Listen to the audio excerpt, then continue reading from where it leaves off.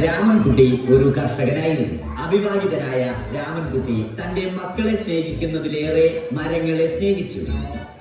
പെട്ടെന്നാണ് രാമൻകുട്ടി ആ കാഴ്ച കണ്ടത്. വഴിയിൽ ഒരു ജാതി മരം വീണ് കിടക്കുന്നു. രാമൻകുട്ടി ഒട്ടും അമാന്തിച്ചില്ല. ആ മരം പൊക്കാൻ ശ്രമിച്ചു.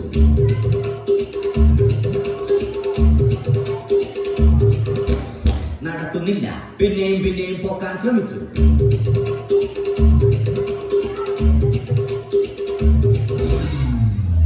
നടക്കുന്നില്ല. രാമൻകുട്ടി വഴിയെ പോയവരെ എല്ലാവരെയും സഹായത്തിന് വിളിച്ചു.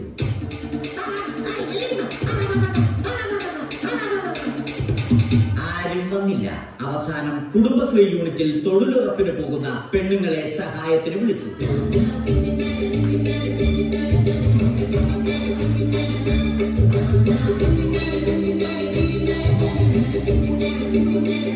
അവരെത്തി. അവർ അവരുടെ സ്ഥിരം പണി തുടങ്ങി. അത് കണ്ട ദേഷ്യം വന്ന രാമൻകുട്ടി മരത്തെ ഒറ്റയ്ക്ക് പിടിച്ചു പോക്കി.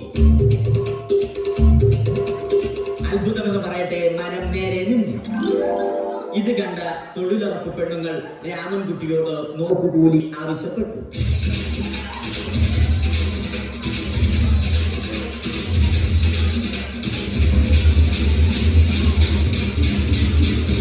പോക്കറ്റില്ലാത്ത ബനിയൻ ധരിച്ച രാമൻകുട്ടിയുടെ പോക്കറ്റ് വരെ കീറിയിട്ടാണ് പെണ്ണുങ്ങൾ പോയത്.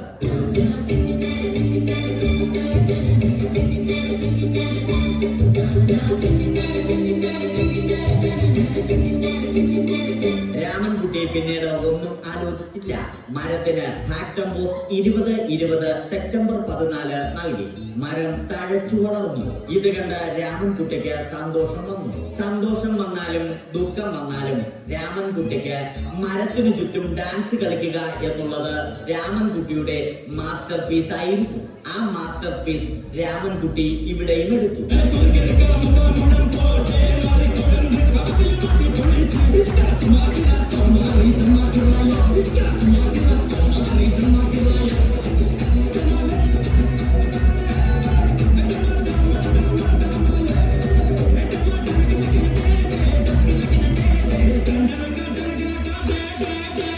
രാമൻകുട്ടി ദൈവത്തോടായി പ്രാർത്ഥിച്ചു. നിങ്ങൾ എനിക്ക് ആയുസ്സും ആരോഗ്യവും തരൂ. ഞാൻ മരങ്ങളെ സംരക്ഷിച്ചു കൊള്ളാം. കാരണം മരം ഒരു വരമാണ്.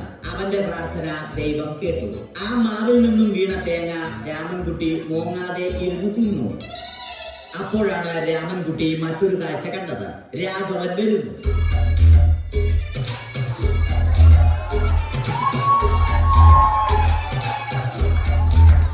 മരം മുറിക്കൽ ഹോബിയാക്കിയ, അതിലുപരി ജോലിയാക്കിയ രാഘവൻ മരങ്ങളുടെ ശത്രുവല്ലേ. മരങ്ങൾ മുറിച്ച് ഫർണിച്ചർ പണിയുന്നത് തെറ്റൽ. അവനെ ഇതിൽ നിന്നും പിന്തിരിപ്പിക്കണം.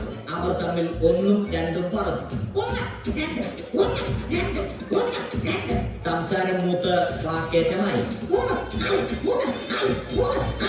അത് പിന്നെ അടിയിൽ കലാശിച്ചു.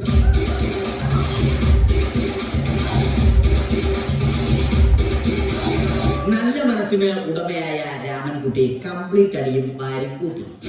ഒടുവിൽ രാമൻകുട്ടി സർവ്വധൈര്യവും സംഭരിച്ച് രാഘവനോടായി അലറി. മനസ്സലിഞ്ഞ രാഘവൻ രാമൻകുട്ടിയെ അരികിൽ വിളിച്ചു. കൈവാക്കിന് കിട്ടിയ രാമൻകുട്ടിയെ രാഘവൻ ഒട്ടിറൊട്ടിയാക്കി മരത്തിലൊട്ടിച്ചു.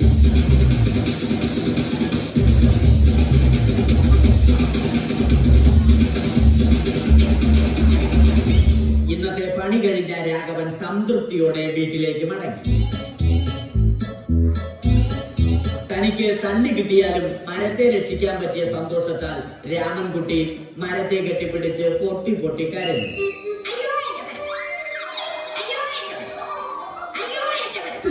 കാരണം മരം ഒരു വരമാണ്.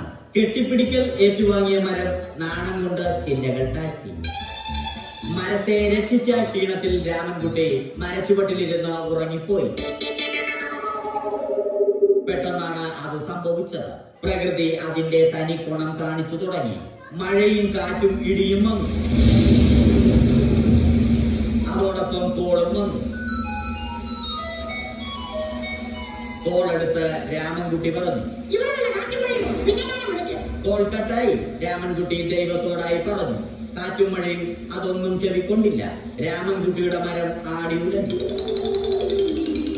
രാമൻകുട്ടി ദൈവത്തോടായി വീണ്ടും പറഞ്ഞു, മരം ഒരു വരമാണ്, മരത്തെ ഒന്നും ചെയ്യരുത്. വരം കിട്ടിയതുപോലെ രാമൻകുട്ടി തന്റെ ചൂണ്ടുവിരൽ കൊണ്ട് മരത്തെ താങ്ങി നിർത്തി. ചൂണ്ടുവിരൽ വളഞ്ഞ് ചൂണ്ട പോലെയായി. ഇനി മീൻ പിടിക്കാൻ കൊള്ളാം. അവസാനം സംഭവിക്കേണ്ടത് സംഭവിച്ചു. രാമൻകുട്ടി അടിയിലും മരം മുകളിലും.